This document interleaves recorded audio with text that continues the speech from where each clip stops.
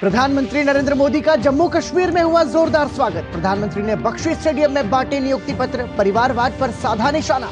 कहा, परिवारवाद और भ्रष्टाचार के चलते जम्मू कश्मीर बैंक की कमर टूट गई। लोगों का पैसा डूबने जा रहा था। हमने बैंक को 1000 करोड़ देकर मदद की।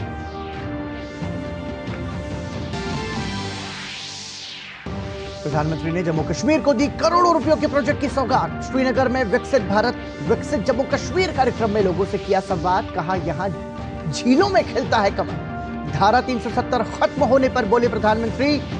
कहा, 370 हटने के बाद नौजवानों की भावनाओं का हो रहा सम्मान।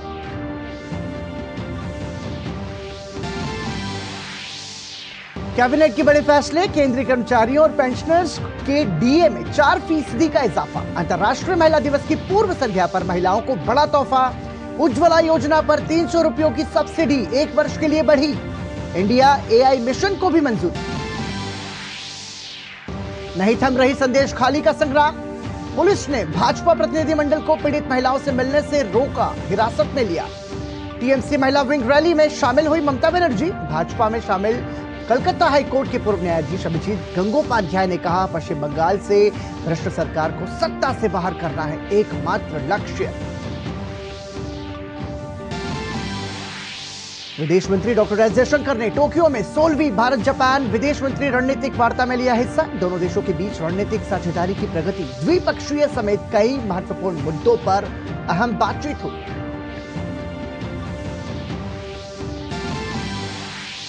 और धर्मशाला टेस्ट में भारत की स्थिति मजबूत। कुलदीप अश्विन की फिरकी में फंसकर इंग्लैंड पहली पारी में 218 पर सिमटा। जवाब में भारत ने दिन का खेल खत्म होने पर बनाए 1 विकेट पर 135 रन।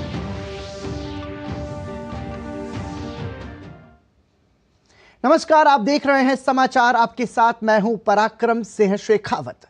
प्रधानमंत्री नरेंद्र मोदी ने आज एक निजी समाचार चैनल के सम्मेलन को संबोधित किया। भारत अगला दशक की थीम पर आयोजित कार्यक्रम में प्रधानमंत्री मोदी ने कहा कि चुनाव के समय सरकार अपने कामकाज को लेकर जनता के बीच जा रही है। प्रधानमंत्री ने पूर्व में सत्ता में रही पार्टियों पर भी हमला बोला और इन पर समाधान के बजाय नारे गढ़ने का आरोप लगाया। इस चुनावी माहौल में भी हम अपने कामकाज को लेकर जनता के पास जा रहे हैं, लेकिन दूसरी तरफ क्या है? दूसरी तरफ गुस्सा है, गालियां हैं, निराशा है। इनके पास न मुद्दा है और न कोई समाधान है। ऐसा क्यों हो रहा है? ऐसा इसलिए है क्योंकि इन पार्टियों ने 7 दशक तक सिर्फ स्लोगन्स पर चुनाव लड़ा। ये लोग गरीबी हटाओ कहते रहे। ये स्लोगन से उनकी सच्चाई है। बीते 10 साल में लोगों ने स्लोगन्स नहीं, सॉल्यूशंस देखे हैं। प्रधानमंत्री ने देश में 10 साल पहले के मुकाबले आज के समय में हुए अभूतपूर्व कार्यों का जिक्र किया। उन्होंने डिजिटल पेमेंट, स्टार्टअप और नियंत्रण में महंगाई के मुद्दे को दमदारी के साथ रखा। 10 साल पहले लोग बोलते थे, हमारे पास ये विकसित देशों वाली टेक्नोलॉजी कब आएगी? आज लोग विदेशों से आने वालों से पूछते हैं, आपके यहां डिजिटल पेमेंट नहीं होता है क्या?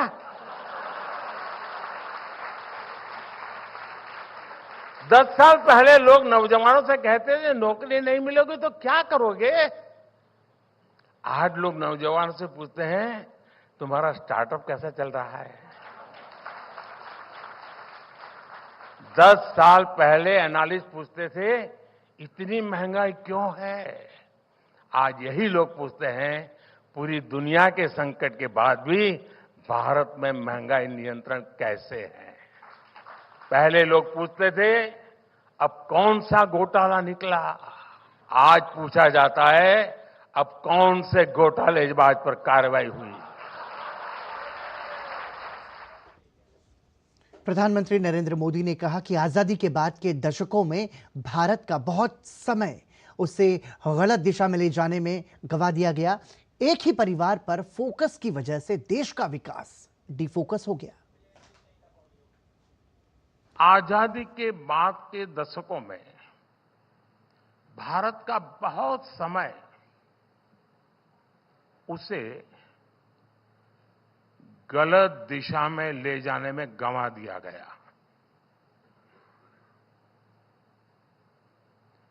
एक ही परिवार पर फोकस की वजह से देश का विकास डिफोकस हो गया।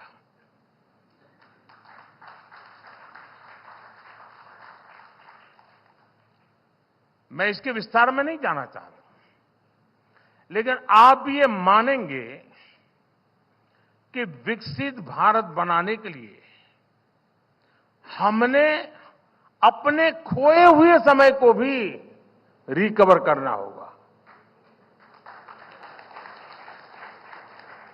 इसके लिए अभूतपूर्व स्केल और अभूतपूर्व स्पीड पर काम करना होगा। आज आप भारत में हर तरफ यही होता देख रहे होंगे।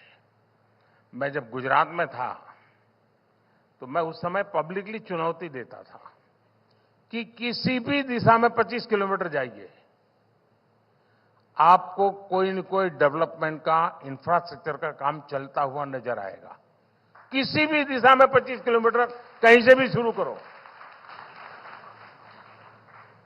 मैं आज किलोमीटर की भाषा नहीं बोल रहा हूं, लेकिन मैं आज कह सकता हूं कि आप हिंदुस्तान के किसी भी क्षेत्र में आप अगर नजर करेंगे, कुछ न कुछ पहले से अच्छा हो रहा है। इससे पहले आज प्रधानमंत्री नरेंद्र मोदी अपने जम्मू कश्मीर दौरे पर श्रीनगर के बख्शी स्टेडियम पहुंचे, जहां उन्होंने विकसित भारत विकसित जम्मू कश्मीर कार्यक्रम में शिरकत की। कार्यक्रम के दौरान प्रधानमंत्री ने कई हजार करोड़ की सौगात प्रदेश को दी। इसके अलावा प्रधानमंत्री ने स्वदेश दर्शन और प्रसार योजना के अंतर्गत 1400 करोड़ रुपयों से अधिक राशि की पर्यटन क्षेत्र से संबंधित कई परियोजनाओं का शुभारंभ किया। वहीं लगभग 43 परियोजनाओं का शुभारंभ किया, जो देश में तीर्थ यात्रा और पर्यटक स्थलों की एक विस्तृत श्रृंखला को विकसित करेंगी। इस मौके पर प्रधानमंत्री ने जम्मू कश्मीर पुलिस के साथ अन्य सशस्त्र बलों के शहीद जवानों और प्रदेश के सरकारी कर्मचारियों को नियुक्ति आदेशों का वितरण किया।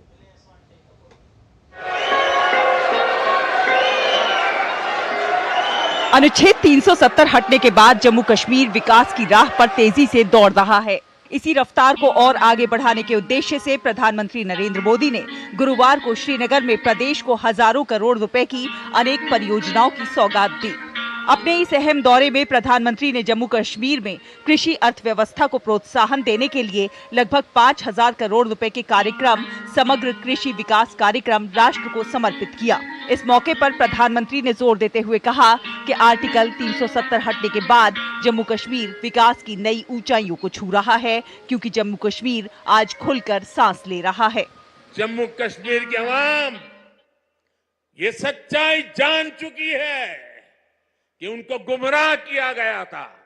कुछ परिवारों के फायदे के लिए जम्मू कश्मीर को जंजीरों में जकड़ दिया गया था। आज 370 नहीं है, इसलिए जम्मू कश्मीर के युवाओं की प्रतिभा का पूरा सम्मान हो रहा है, उन्हें नए अवसर मिल रहे हैं।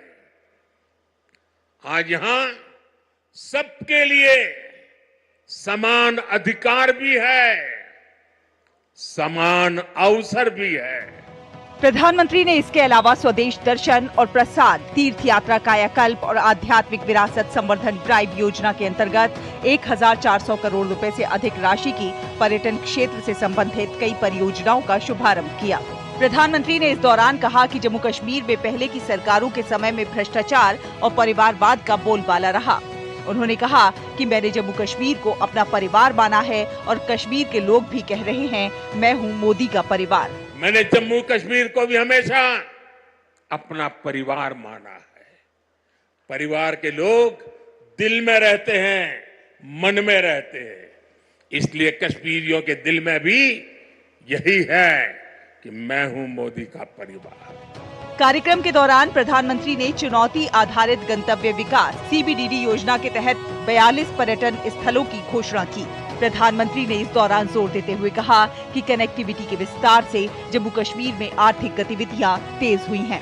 जम्मू कश्मीर आज तेज रफ्तार से विकास के मार्ग पर आगे बढ़ रहा है। कनेक्टिविटी के विस्तार से जम्मू कश्मीर में आर्थिक गतिविधियां तेज हुई है। जम्मू और श्रीनगर को स्मार्ट सिटी बनाने के लिए इंफ्रास्ट्रक्चर के नए प्रोजेक्ट भी लाए जा रहे हैं। आप देखिएगा, आने वाले समय में जम्मू कश्मीर की सक्सेस स्टोरी पूरी दुनिया के लिए एक बहुत बड़ा आकर्षण का केंद्र बनेगा। प्रधानमंत्री नरेंद्र मोदी के इस दौरे को लेकर लोगों में खासा उत्साह का माहौल देखने को मिला। 2014 से मोदी जी आए हैं, अल्हम्दुलिल्लाह बहुत इतना अच्छा है जिसकी कोई हद नहीं, सब दुआएं दे रहे हैं। आज कश्मीर की आवाम ने ये फैसला किया है कि हम आने वाले वक्तों में मोदी जी के हाथ को मजबूत करेंगे और देश की बागडोर एक बार फिर जो है मोदी जी को देंगे। मोदी जी ने ऐसे काम किए हैं, ऐसे डेवलपमेंट लाई है कश्मीर में, जिसकी वजह से यहाँ के जो यंगस्टर्स है, न खाली यंगस्टर्स, यहाँ के जो ओल्ड एज पीपल भी है, सुबह से वो यहाँ पे आने में इतने ज्यादा एक्साइटमेंट है। मतलब उनको लग रहा है कि नहीं, अब जो कश्मीर है वो आगे तरक्की की ओर जा रहा है। इससे पहले प्रधानमंत्री ने बख्शी मैदान में विभिन्न स्टॉलों का दौरा किया और उनसे बातचीत की। प्रधानमंत्री ने इस दौरान डिजिटल पेमेंट को बढ़ावा देते हुए यूपीआई के जरिए एक शॉल भी खरीदा। इसके अलावा उन्होंने शहीद सुरक्षा कर्मियों के परिजनों से भी मुलाकात की। जिस तरह से यहाँ पर शांति व्यवस्था कायम हो रही है, जिस तरह से विभिन्न योजनाएं यहाँ पर जमीन पर आ रही है, इंडस्ट्री यहाँ पर आ रही है, यहाँ के संसाधनों का उपयोग हो रहा है, यहाँ की प्रतिभाओं को मंच मिल रहा है, उसने एक नई विकास की बयार यहाँ पर बहाई है और वही यहाँ पर आज दिखाई दे रही है। कैमरामैन मनमोहन के साथ रमा त्यागी, डीडी न्यूज, श्रीनगर। श्रीनगर दौरे के दौरान प्रधानमंत्री नरेंद्र मोदी ने जम्मू कश्मीर पुलिस के शहीद जवानों के परिवारों को नियुक्ति पत्र वितरित किए। प्रधानमंत्री मोदी ने शहीदों के परिवार वालों से मुलाकात भी की। प्रधानमंत्री से बात करके परिवार वाले काफी खुश नजर आए। हमारे हस्बैंड शहीद हो गए देश के लिए, तो हम प्राउड फील करें कि वो देश के लिए शहीद हो गए। तो हम चाहते कि हमारे नौजवान और देश में भर्ती हो जाए, फौज में भर्ती हो जाए, यहाँ पे और पोस्ट दी जाए, ताकि हमें फक्र है अपने देश पे रहे और अपनी पुलिस पे जो हमारा इतना सपोर्ट करे, हमें हर टाइम पे ढूंढ रहे हैं। हम शुक्रगुजार है, हम हमारे परिवार का इतना ख्याल रख रहे हैं, खास करके हमारा जम्मू कश्मीर पुलिस जो हमारे परिवार का इतना ख्याल रख रहा है, हमारा ख्याल रख रहे हैं, हमें हर टाइम पे ढूंढ रहे हैं। तो आज हमें पीएम साहब ने भी ढूंढा है, तो उसके लिए हम बहुत शुक्रगुजार हैं। जब भी कोई भी फंक्शन होती है यहाँ पे JNK में, जब से मोदी जी का सरकार है तब से बुलाया जाता है मोदी और फैमिली को, उनको बहुत रेस्पेक्ट मिलता है। तब से हमारे जो भी यहाँ पे पुलिस जवान शहीद हो गए हैं, मैं उनको आज इस दिन पर खिराज अकीदत पेश करता हूँ। श्रीनगर में प्रधानमंत्री नरेंद्र मोदी की जनसभा में लोगों की भारी भीड़ से प्रदेश भाजपा प्रमुख रविंद्र रैना काफी उत्साहित हैं। उनका कहना है कि मोदी सरकार ने कश्मीर के विकास के लिए दिल खोलकर भारत का खजाना खोला है।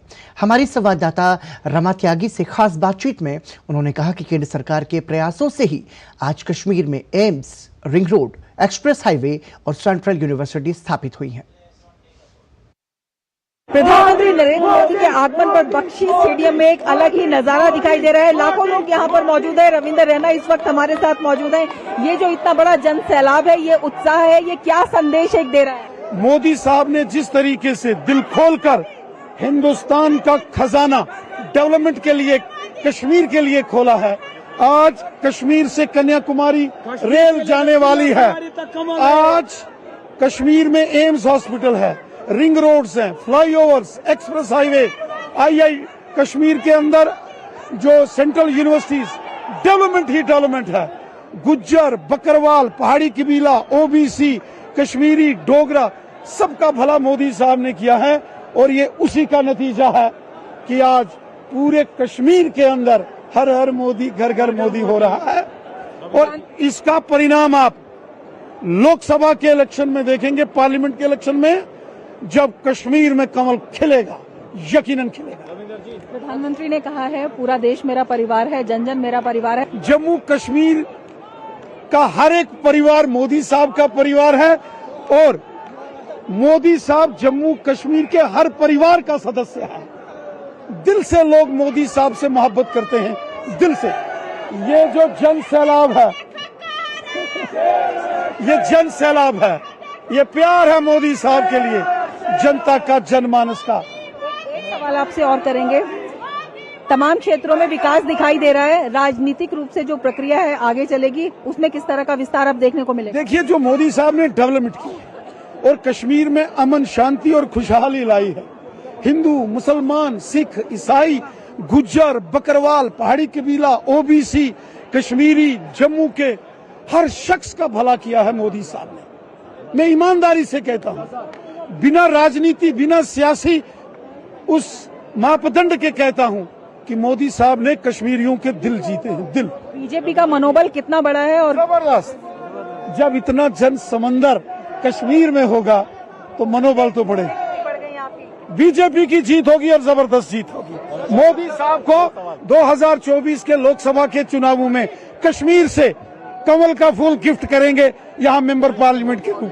विंदर रैना, जिनका कहना है कि यहाँ पर जन जन में उत्साह है और यहाँ पर जो बीजेपी कार्यकर्ता है उनका भी जो आशा है, उत्साह है, वो दोगुना हो गया है और इसका फायदा बीजेपी को आने वाले समय में चुनावों में जरूर मिलने वाला है।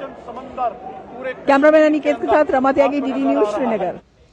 केंद्र की मोदी सरकार के जम्मू कश्मीर को लेकर किए गए महत्वपूर्ण फैसलों के बाद से ये राज्य प्रगति के पथ पर निरंतर आगे बढ़ रहा है। फिर चाहे वो सियासी बदलाव हो या फिर आर्थिक बदलाव, हर क्षेत्र में राज्य विकास की मुख्य धारा में शामिल हुआ है। अनुच्छेद 370 के बाद से नया जम्मू कश्मीर का सफर देखिए इस रिपोर्ट में।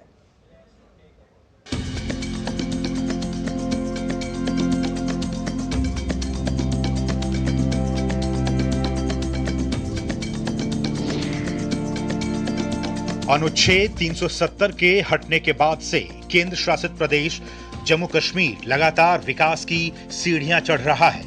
ये सिर्फ कागजों पर ही नहीं बल्कि धरातल पर भी प्रत्यक्ष रूप से देखा जा सकता है। कभी सड़क, बिजली, पानी के साथ ही अन्य सुविधाओं से वंचित कश्मीर वासियों के लिए साल 2014 से ही केंद्र की मोदी सरकार संवेदनशील रही है। केंद्र सरकार की कोशिशों को स्थानीय लोगों का भी साथ मिला है। आज जम्मू कश्मीर में न सिर्फ आतंकी गतिविधियों से प्रभावी तरीके से निपटा जा रहा है बल्कि लोगों के साथ ही उनकी तकदीर भी बदलती दिख रही है।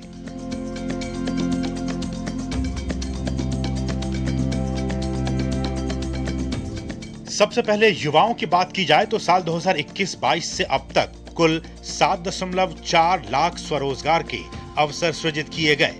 बेरोजगार युवाओं के लिए जिला स्तर पर नौकरी मेलों और प्लेसमेंट ड्राइव का आयोजन किया गया। पिछले 2 वर्षों में आयोजित रोजगार मेलों की संख्या 151 रही और इनमें कुल 1631 कंपनियों ने हिस्सा लिया।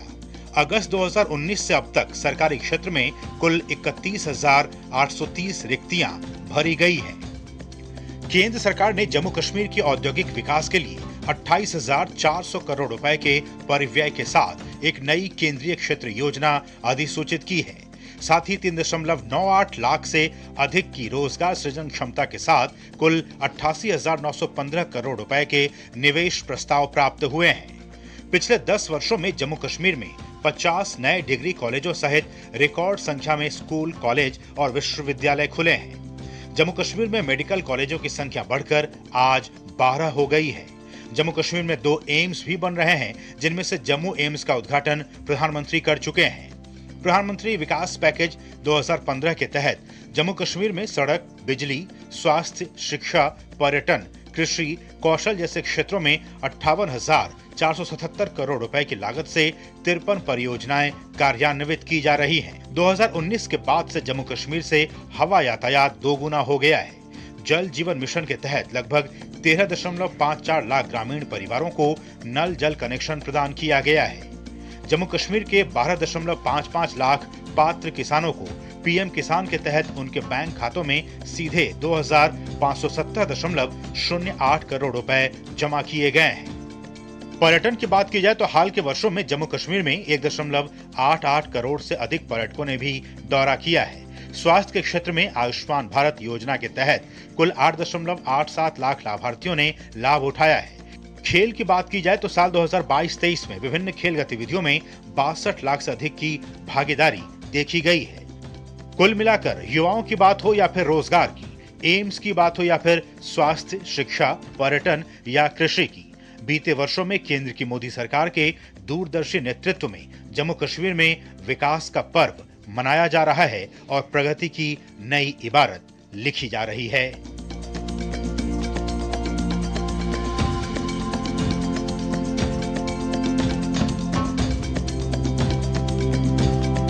Bureau report, DD news.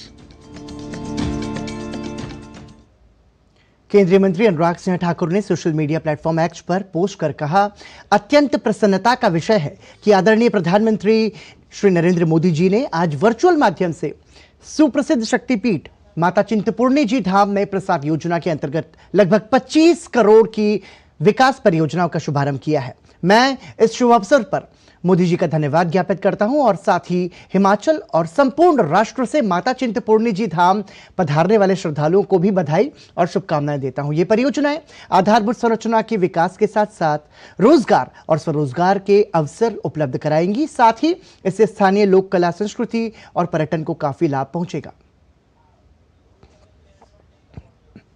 मैं जहां एक और माननीय प्रधानमंत्री मोदी जी का आभार प्रकट करता हूं, वहीं अपने हिमाचल प्रदेश और देश के अन्य ऐसे भाई और बहनों को जो मां चिंतपूर्णी के दर्शन करने भी आते हैं और भक्त भी हैं, मैं उनको बहुत बहुत बधाई और शुभकामनाएं देता हूं।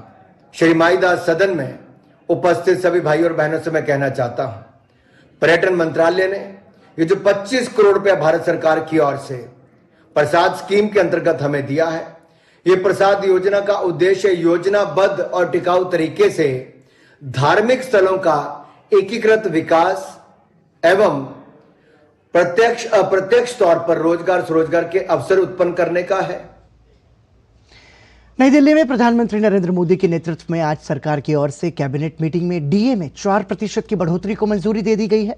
यह डीए बढ़ोतरी 1 जनवरी 2024 से लागू होगी और इसका सीधा फायदा केंद्र के लाखों मौजूदा कर्मचारियों और पेंशन धारकों को होगा। इसके अलावा सरकार ने 5 अन्य फैसलों में प्रधानमंत्री उज्ज्वला योजना पर प्रति सिलेंडर 300 रुपए की सब्सिडी को 1 वर्ष के लिए और बढ़ा दिया है।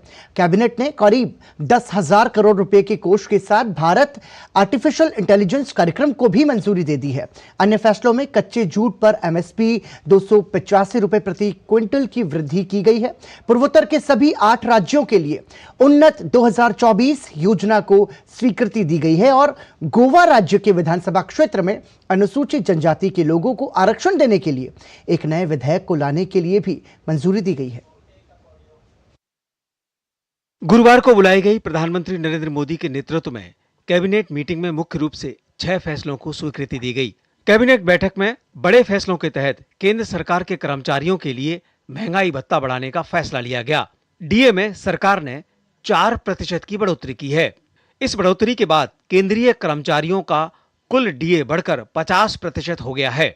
सरकार की इस घोषणा से लाखों केंद्र कर्मचारियों और पेंशन भोगियों को लाभ मिलेगा।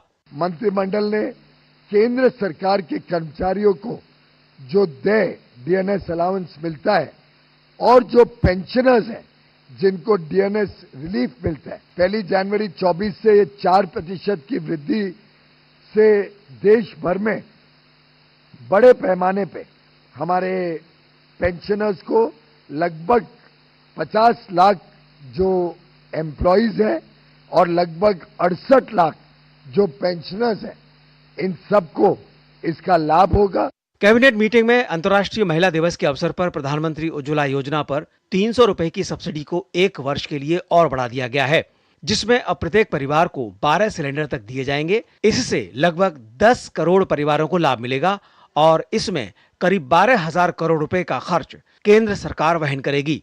अंतर्राष्ट्रीय महिला दिवस के उपलक्ष्य हमारी माता बहनों को तोहफे के रूप में जो 300 रुपए टारगेटेड सब्सिडी प्रधानमंत्री उज्ज्वला योजना के लाभार्थियों को दी जाती है, जिसकी अवधि 31 मार्च 2024 तक थी, उसको 1 वर्ष के लिए बढ़ा दिया जाए और अब 300 रुपए प्रति सिलेंडर हर वर्ष 12 सिलेंडर तक की सीमा तक हमारे प्रधानमंत्री उज्ज्वला योजना के लाभार्थियों को 31 मार्च 2025 तक यानी 1 साल की अवधि बढ़ाते हुए लगभग 10 करोड़ से अधिक परिवारों को ये लाभ मिलेगा। कैबिनेट ने करीब 10,000 करोड़ रुपए के कोष के साथ भारत एआई कार्यक्रम को मंजूरी दे दी है। यह एआई प्रोग्राम जीपीयू आधारित सर्वर बनाने के लिए सार्वजनिक निजी भागीदारी पर आधारित है और इसके लिए इंडिया एआई सेंटर भी बनाए जाएंगे। एआई मिशन के तहत 10,372 करोड़ रुपए की व्यय से एक बड़ा ही एम्बिशियस इंडिया एआई मिशन जो आर्टिफिशियल इंटेलिजेंस के क्षेत्र को और इसमें जो इनोवेशन जो शोध हो रहा है उसके पूरे इकोसिस्टम को और प्रोत्साहन देने के लिए 7 प्रमुख अंश पर ध्यान देते हुए एक इंडिया एआई मिशन प्रधानमंत्री नरेंद्र मोदी जी के नेतृत्व में आज के मंत्रिमंडल की बैठक में स्वीकृत किया गया है। कैबिनेट ने अपने अन्य फैसलों में कच्चे जूट पर 285 रुपए प्रति क्विंटल की वृद्धि की है, जिससे जूट की एमएसपी अब 5,335 रुपए हो जाएगी। इस वृद्धि से सबसे अधिक लाभ पश्चिम बंगाल, असम, उड़ीसा और पूर्वी इलाके के क्षेत्र के जूट किसानों को होगा। इसके अलावा सरकार ने पूर्वोत्तर के सभी 8 राज्यों के लिए उन्नत 2024 योजना को स्वीकृति दे दी है। इसके लिए 10,000 करोड़ रुपए से अधिक इंडस्ट्री को प्रोत्साहन के रूप में केंद्र सरकार देगी। साथ ही कैबिनेट ने गोवा राज्य के विधानसभा क्षेत्र में अनुसूचित जनजाति के लोगों को आरक्षण देने के लिए एक नए विधेयक को लाने की मंजूरी दी है। Rishi Kumar, DD news, Delhi. 50 दिन से ज्यादा समय तक फरार रहने के बाद शेख शाहजहां तो पकड़ा गया, लेकिन संदेशखाली की महिलाओं को न्याय मिलने का इंतजार अब भी जारी है। पश्चिम बंगाल की भाजपा सांसद लॉकेट चटर्जी ने ममता सरकार को आड़े हाथों लेते हुए कहा कि पूरा देश संदेशखाली की हालत देख रहा है, लेकिन मुख्यमंत्री ममता बनर्जी संदेशखाली जाने के बजाय टीएमसी की रैली में भाग ले रही हैं। करीब 2 महीने तक सिस्टम का मखौल उड़ाने वाला और ममता सरकार की साख पर बट्टा लगाने वाला शेख शाहजहां भले ही सीबीआई की गिरफ्त में है, लेकिन पश्चिम बंगाल की पीड़ित महिलाओं को न्याय दिलाने की मुहिम अभी भी जारी है। लंबे समय से संदेशखाली की पीड़ितों के लिए पश्चिम बंगाल में संघर्ष कर रही बीजेपी को एक बार फिर पुलिस ने संदेशखाली जाने से रोक दिया और कोलकाता के न्यू टाउन में सुरक्षा बलों ने सांसद लॉकेट चटर्जी और अग्निमित्रा पॉल समेत कई नेताओं को हिरासत में भी ले लिया। पश्चिम बंगाल की भाजपा सांसद लॉकेट चटर्जी ने ममता सरकार को आड़े हाथ लेते हुए कहा कि पूरा देश संदेशखाली की हालत देख रहा है, लेकिन सीएम ममता बनर्जी संदेशखाली जाने के बजाय टीएमसी की रैली में भाग ले रही हैं। एक दिन पश्चिम बंगाल के लोग ये सुनिश्चित करेंगे कि ममता बनर्जी सड़क पर आ जाएं। पुलिस हमें गिरफ्तार क्यों कर रही है, हमने क्या किया है? ये डर गए, इसको छुपाने का कोशिश कर रहे हैं। अभी डरने का कोई इश्यू नहीं है। बहुत सारा संदेशखाली अभी बंगाल में छुपे हुए हैं। सब महिला लोग आवाज उठाएंगे। एक दिन ममता बनर्जी को महिला लोग यही रास्ते पे ऊपर बैठाएंगे जो हमने उनको विचार के लिए बैठे हुए हैं। अभी हम लोग चाहते हैं, क्यों हम लोग को अरेस्ट करके लेके जाएंगे? हम लोग क्या गलती किया, क्या अन्याय किया? कुछ कागज अभी तक नहीं दिखा पाया, 144 धारा नहीं दिखाया जाया। वहीं भाजपा नेता अग्निमित्रा पॉल ने ममता सरकार पर जमकर हमला बोलते हुए कहा कि रोहिंग्या ममता बनर्जी का वोट बैंक है।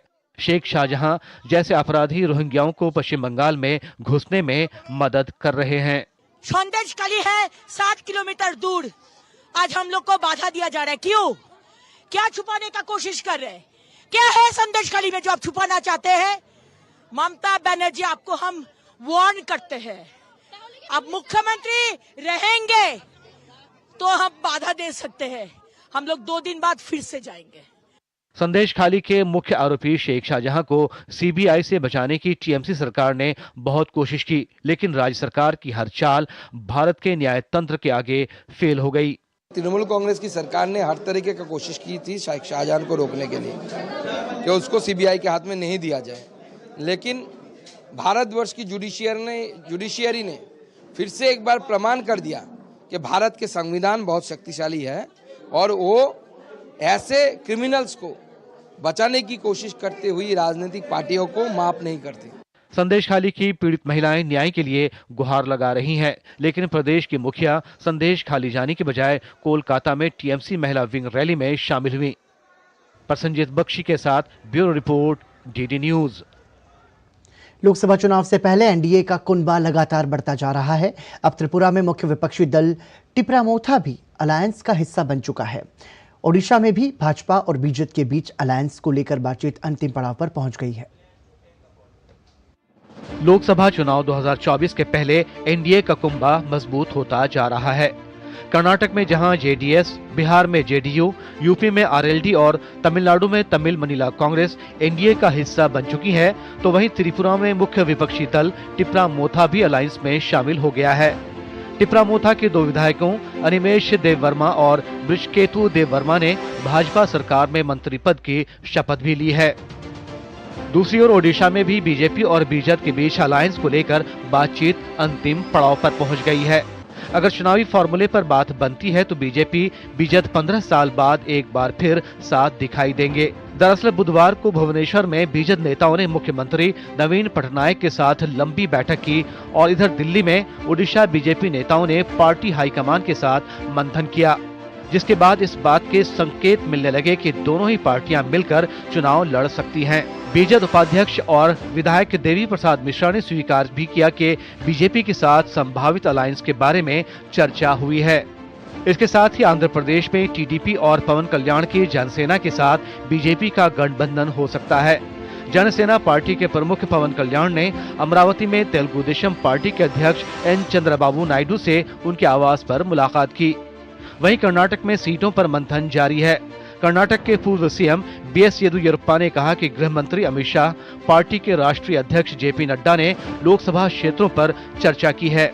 उधर असम के मुख्यमंत्री हेमंत बिस्वा शर्मा ने गुरुवार को कहा कि सत्तारूढ़ भाजपा के नेतृत्व वाला गठबंधन आगामी चुनाव में पूर्वोत्तर की 25 लोकसभा सीटों में से 22 पर जीत हासिल करेगा।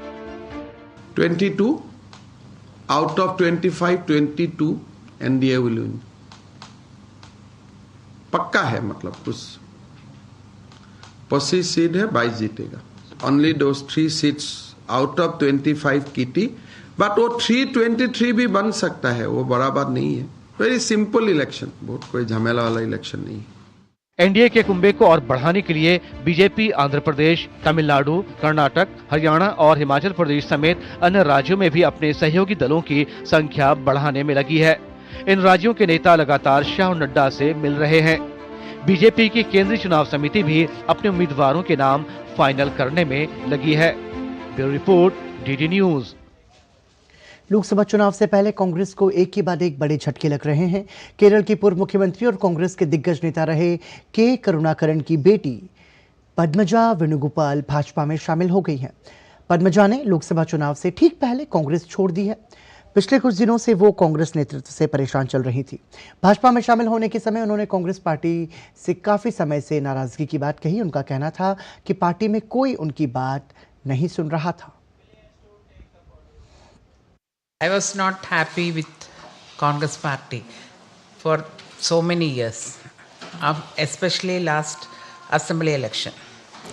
So I complained in the high command, but there is no response. So many times, and I came to see the leadership 2 or 3 times. They didn't give me an appointment. I didn't ask anything to them. I want to work peacefully. That's the only thing. And if each party have strong leadership should be there. In the Congress party, there is no leadership. My only thing is Modi ji is very strong. He's a very strong leader. That's the only reason I came to this party. आगामी लोकसभा चुनाव में भाजपा 370 और NDA 400 पार का लक्ष्य हासिल करने को लेकर भाजपा न सिर्फ मजबूती से जुटी है बल्कि आश्वस्त भी नजर आ रही है। एक निजी चैनल के साथ बातचीत में केंद्रीय गृह मंत्री अमित शाह ने इस लक्ष्य को लेकर विस्तार से बात रखी। उन्होंने कहा कि भाजपा ने जनता के सामने जो एजेंडा रखा उसे पूरा किया और पूर्ण बहुमत की सरकार दोबारा बनी। मोदी सरकार के कार्यकाल को दुनिया में देश का गौरव बढ़ाने वाला स्वर्णिम काल बताते हुए उन्होंने कहा कि यह फुल स्टॉप नहीं बल्कि ये शुरुआत है। इन्हीं वजहों से देश भर में प्रधानमंत्री नरेंद्र मोदी, भाजपा और एनडीए को मिल रहे प्रचंड जन समर्थन के मद्देनजर भाजपा 370 और 400 पार का लक्ष्य रखा गया है। मैं देश के कोने कोने में गया हूं। चुनाव के पहले ही मैंने 136 सीटों का विजिट करा है। मैं आपको बता सकता हूं कि देश के कोने कोने से नरेंद्र मोदी जी के समर्थन में जनता खड़ी है। इसी के आधार पर हमने 370 के आंकड़े का लक्ष्य रखा है, 400 पार के आंकड़े का लक्ष्य रखा। केंद्रीय गृह मंत्री अमित शाह ने यह भी कहा कि जो परफॉर्म करेगा देश उसको अधिकार देगा, यानी सत्ता में रखेगा, और जो नहीं करेगा वो विपक्ष में बैठेगा। लेकिन उन्होंने ये भी साफ कर दिया कि अगले 10 सालों तक तो मोदी ही हैं। और नरेंद्र मोदी के नेतृत्व वाली सरकार ने मेक इन इंडिया और आत्मनिर्भर भारत के अपने मंत्र के अनुरूप 15,000 रुपयों की AMCA परियोजना के तहत उन्नत मध्यम लड़ाकू विमान को मंजूरी दे दी है। 5वीं पीढ़ी के विमान को DRDO की एरोनॉटिकल डेवलपमेंट एजेंसी द्वारा विकसित किया जाएगा। प्रारंभ में AMCA GE 414 इंजन द्वारा संचालित होगा, लेकिन अंततः थ्रस्ट 110 किलो न्यूटन के मेड इन इंडिया इंजन द्वारा संचालित होगा। दुनिया के केवल 4 देश ही अब तक 5वीं पीढ़ी के लड़ाकू विमान का दावा कर सकते हैं। भारतीय तटरक्षक और अमेरिकी तटरक्षक के बीच द्विपक्षीय सहयोग को सशक्त करने में एक महत्वपूर्ण कदम उठाते हुए यूनाइटेड स्टेट्स कोस्ट गार्ड का जहाज बर्थोल्फ भारतीय तटरक्षक के साथ संयुक्त अभ्यास के लिए पोर्ट ब्लेयर पहुंचा। सी डिफेंडर्स 2024 के कोड नेम वाला यह संयुक्त अभ्यास 9 से 10 मार्च तक पोर्ट ब्लेयर के तट पर संचालित होगा। इस अभ्यास के दौरान समुद्री डकैती और चुनौतीपूर्ण विषम खतरों से संबंधित परिदृश्यों की स्थितियां तैयार की जाएंगी, जिसमें वाणिज्यिक और व्यापारी जहाजों के आवागमन पर नकली ड्रोन हमले, संयुक्त समुद्री खोज और बचाव अभियान, अग्निशमन, समुद्री प्रदूषण का निपटान और नशीली दवाओं की रोकथाम के अभ्यास किए जाएंगे। उत्तर प्रदेश के DG law and order Prashant Kumar ने कहा कि CAA कानून लागू करने को लेकर हम पूरी तरह से तैयार हैं। डेटाबेस के प्रोटेक्शन के लिए पुलिस पूरी तरह से हर स्थिति से निपटने के लिए तैयार है। उत्तर प्रदेश में बिना मान्यता प्राप्त मदरसों पर उत्तर प्रदेश सरकार की SIT की जांच में शिक्षा पद्धति में कट्टरता का प्रसार सामने आया है। SIT इसकी रिपोर्ट सरकार को प्रेषित कर रही है, जिस पर योगी सरकार चर्चा के बाद कठोर कार्रवाई कर सकती है। उत्तर प्रदेश में योगी सरकार ने मदरसों की शिक्षा पद्धति सुधारने के लिए और इन्हें कानून सम्मत चलाने के लिए निर्देश दिए थे। सरकार का प्रयास है कि मदरसों में दीनी तालीम के साथ साथ हिंदी, अंग्रेजी, विज्ञान और तकनीकी शिक्षा भी छात्रों को दी जाए। इससे यहाँ से शिक्षा लेकर निकलने वाले बच्चे कई क्षेत्रों में काम कर सकेंगे। सरकार ने बिना मान्यता प्राप्त मदरसों के बारे में तथ्य एकत्र करने के लिए एक SIT का गठन किया था। SIT को नेपाल के तराई वाले उत्तर प्रदेश के जनपदों में अनाधिकृत रूप से बिना मान्यता प्राप्त मदरसे संचालित होते मिले हैं। इन मदरसों की एक बड़ी तादाद है और शिक्षा पद्धति में भी कट्टरता का प्रसार किया जाता हुआ मिला है। ये मदरसे अपनी आय का स्रोत भी SIT को नहीं बता पाए हैं। SIT इसकी रिपोर्ट सरकार को प्रेषित कर रही है, जिस पर योगी सरकार चर्चा के बाद कठोर कार्रवाई कर सकती है। उप मुख्यमंत्री केशव प्रसाद मौर्य और ब्रजेश पाठक ने माना है कि SIT की रिपोर्ट अभी तक उनके सामने नहीं आई है, लेकिन उनकी सरकार इस रिपोर्ट के आधार पर कार्रवाई करेगी। रिपोर्ट आने के बाद जो भी विधि सम्मत होगा उसके खिलाफ कड़ी कार्रवाई होगी। किसी भी स्थिति में हम गैर कानूनी गतिविधियों को प्रदेश में होने नहीं देंगे। उप मुख्यमंत्री केशव प्रसाद मौर्य ने कहा कि देश में शिक्षा व्यवस्था को लेकर कोई सवाल नहीं है, लेकिन शिक्षा की आड़ में अगर देश के खिलाफ गतिविधियां होंगी तो जांच की जाएगी और दोषियों के खिलाफ कार्रवाई होगी। कोई भी देश में शिक्षा व्यवस्था को लेकर के कोई सवाल नहीं है, लेकिन शिक्षा की आड़ में अगर कुछ देश के विरुद्ध गतिविधियां होंगी तो जांचा भी जाएगा। यह मानते हैं कि जो भी गलत रास्ते अपनाएं वो सब सही रास्ते पे आवे, क्योंकि सही रास्ते में उनको भी कोई समस्या नहीं होगी, प्रदेश और देश को भी कोई समस्या नहीं। मीडिया की खबरों के मुताबिक करीब 13,000 मदरसों को बंद कराने की सिफारिश की गई है। जांच में जिन मदरसों को अवैध पाया गया है उनमें से अधिकतर नेपाल सीमा पर स्थित हैं। ये कहा गया है कि इन मदरसों का निर्माण पिछले 2 दशकों में खाड़ी देशों से प्राप्त धन से किया गया है। Ramendra Singh, Lucknow, DD news. महिला दिवस समारोह के दौरान दिल्ली यूनिवर्सिटी में विकसित भारत ब्रांड एम्बेसडर मुहिम के बैनर तले नारी शक्ति कॉन्क्लेव का आयोजन किया गया। महिला सशक्तिकरण पर आधारित इस कार्यक्रम में महिला एवं बाल विकास मंत्री स्मृति ईरानी ने छात्राओं को विकसित भारत सशक्त महिला का मंत्र दिया। देखिए डीडी न्यूज की सहयोगी कृति वडेरा की खास रिपोर्ट।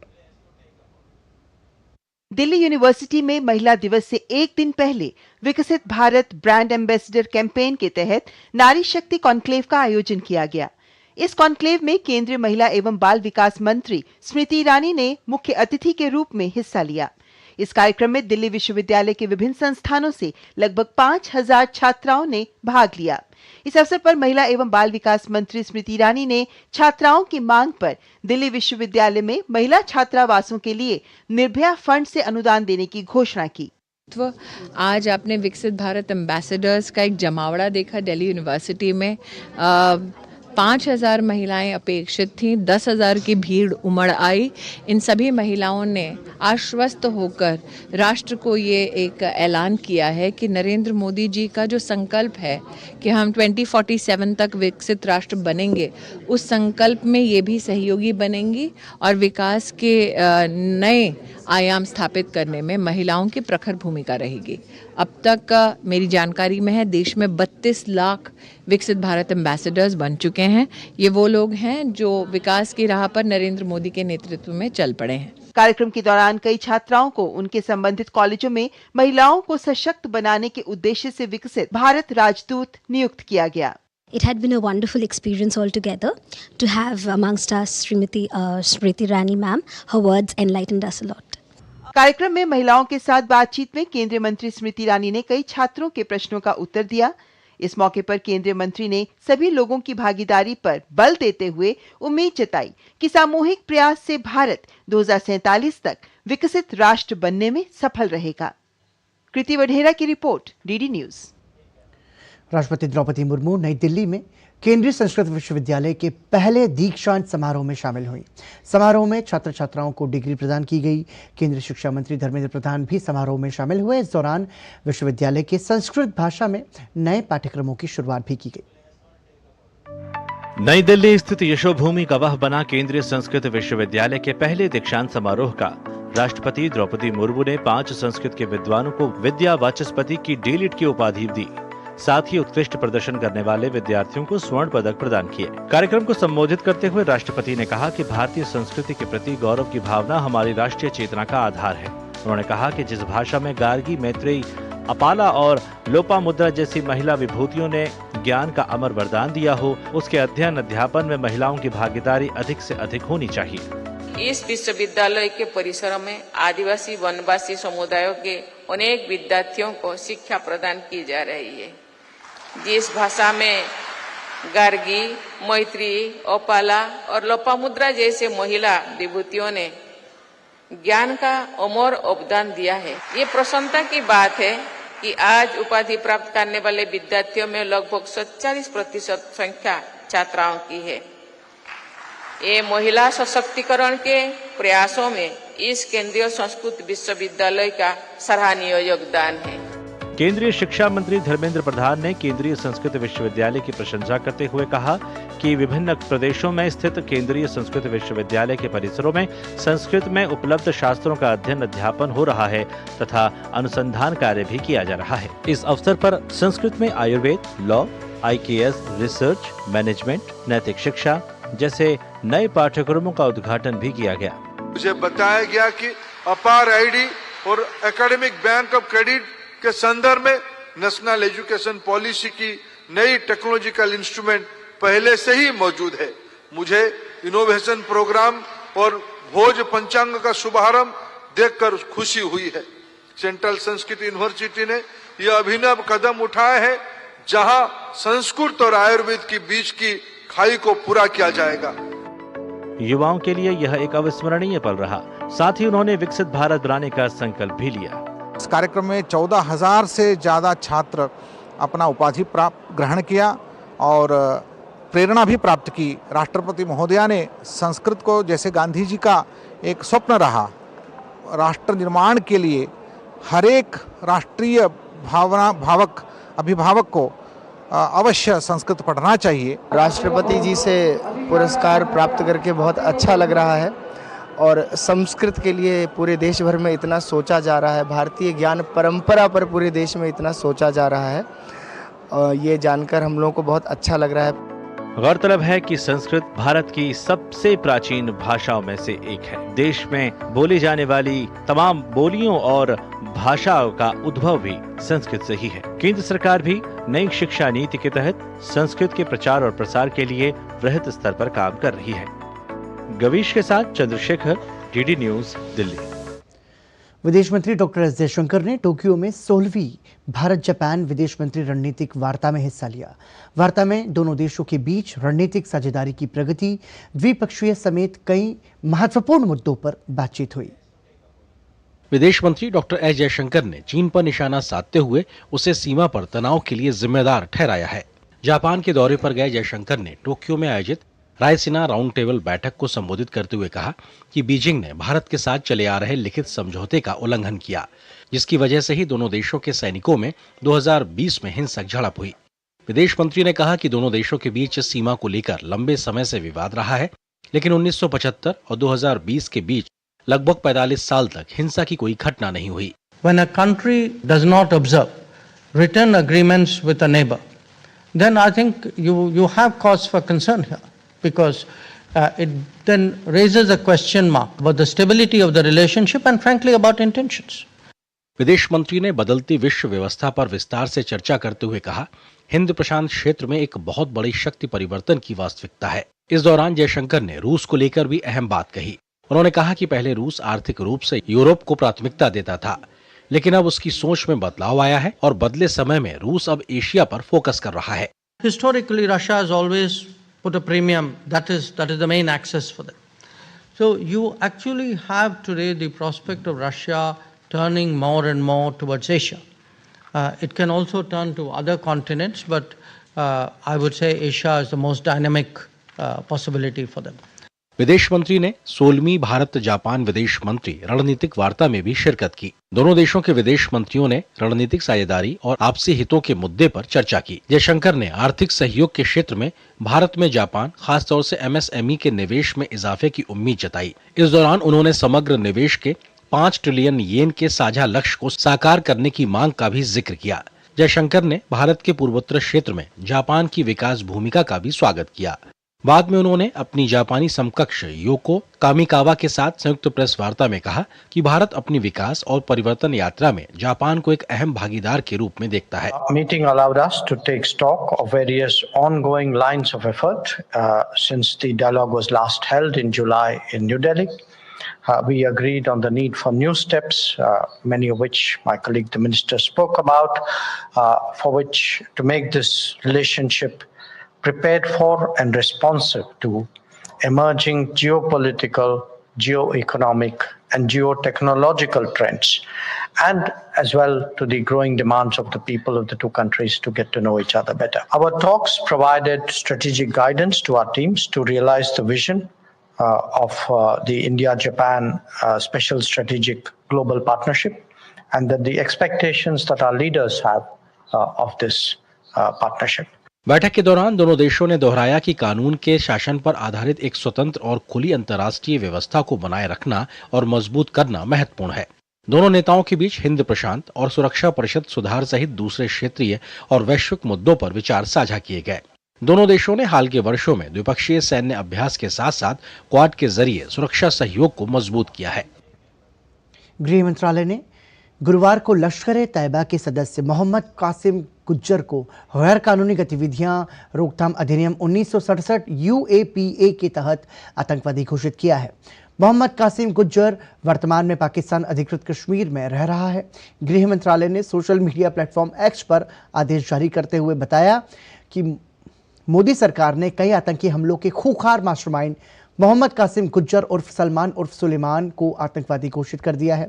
लश्कर तैयबा के सदस्य मोहम्मद कासिम गुज्जर ने आतंकी हमलों में कई लोगों की जान ली है और कई लोगों को घायल किया है।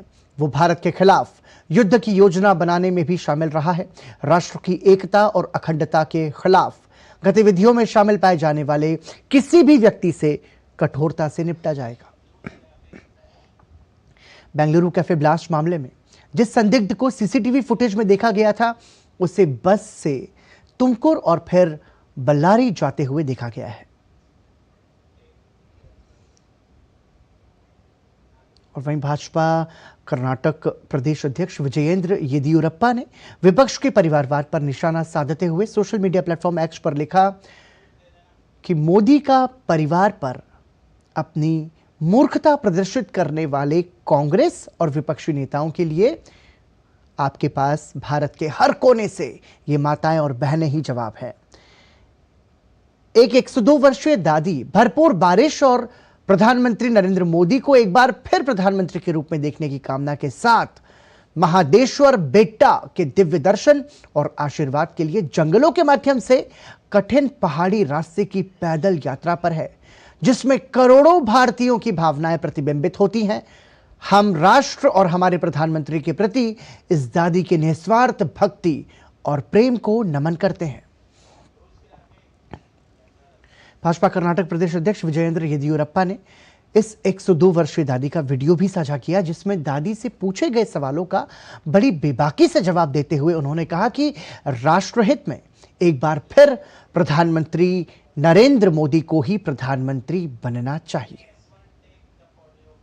ಏನು ಅಂದ್ರೆ ದೇಶಕ್ಕೆ ಒಳ್ಳೇದಾಗಬೇಕು, ರೈತರಿಗೆ ಒಳ್ಳೇದಾಗಬೇಕು, ಮಳೆ ಬೆಳೆ ಆದ್ರೂನಪ್ಪ ರೈತರು ಬದುಕೋದು, ಕಾಡು ಪ್ರಾಣಿಗಳು ನೀರಿಲ್ಲ, ದೇಶದಲ್ಲಿ ಉದ್ಧಾರ ಆಗುತ್ತೆ, ಮೋದಿ ಬರ್ಬೇಕು,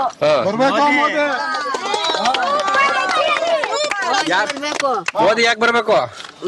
ದೇಶಕ್ಕೆ ಒಳ್ಳೇದಾಗುತ್ತೆ, ಒಳ್ಳೇದಾಗುತ್ತೆ।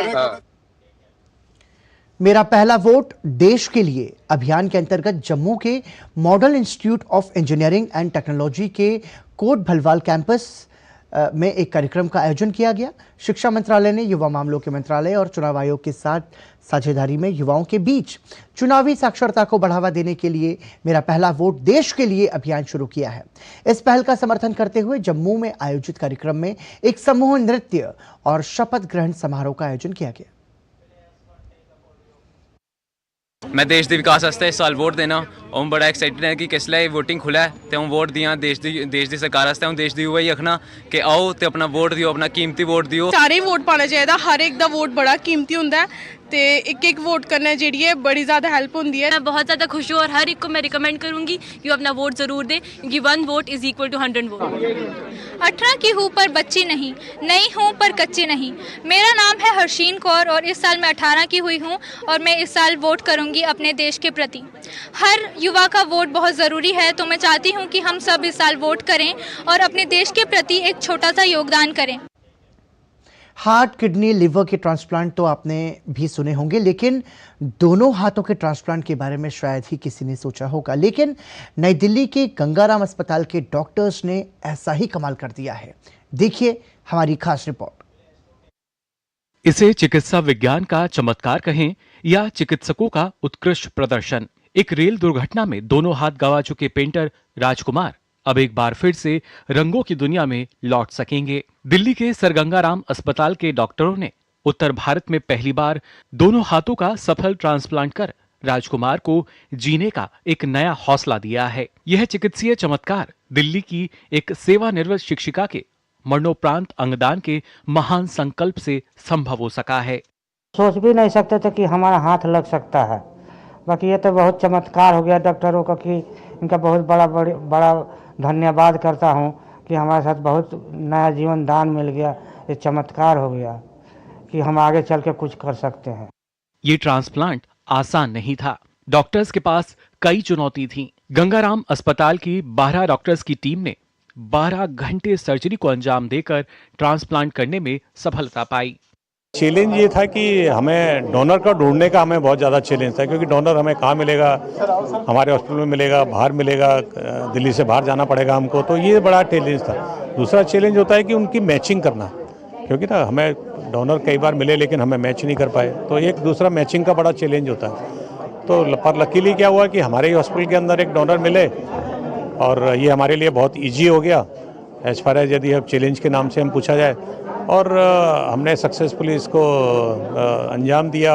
दिल्ली की ही रहने वाली मीणा मेहता, जो पेशे से शिक्षिका थीं, डॉक्टर्स ने उन्हें ब्रेन डेड घोषित कर दिया था। मीणा मेहता ने जिंदा रहते हुए अपने अंगों को दान करने की शपथ ली थी, जिसका सम्मान उनके परिवार के लोगों ने किया।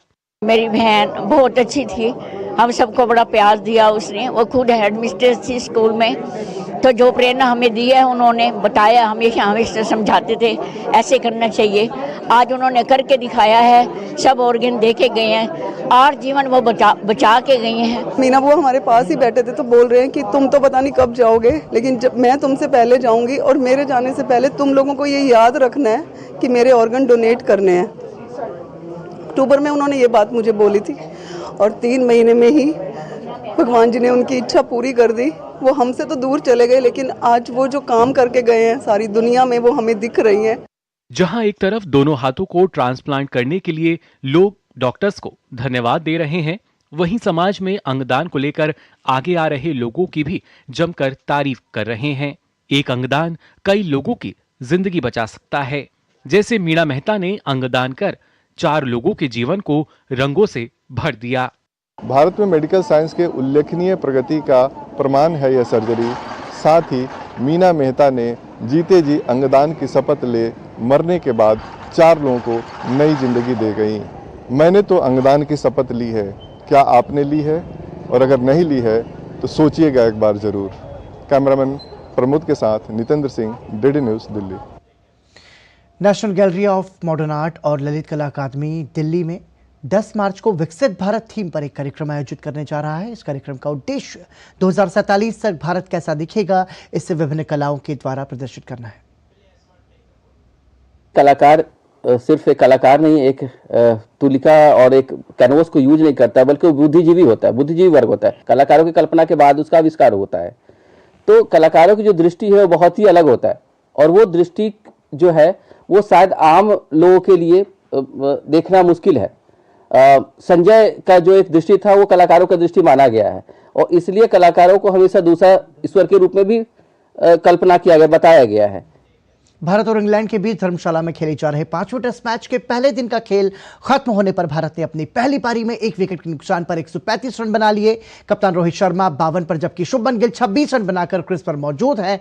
भारत का एकमात्र विकेट यशस्वी जायसवाल के रूप में गिरा, जिन्हें शोएब बशीर ने 57 के स्कोर पर स्टंप आउट किया। इससे पहले मैच में इंग्लैंड ने टॉस जीतकर पहले बल्लेबाजी करने का फैसला लिया। इंग्लैंड की पहली पारी 218 रन पर सिमट गई।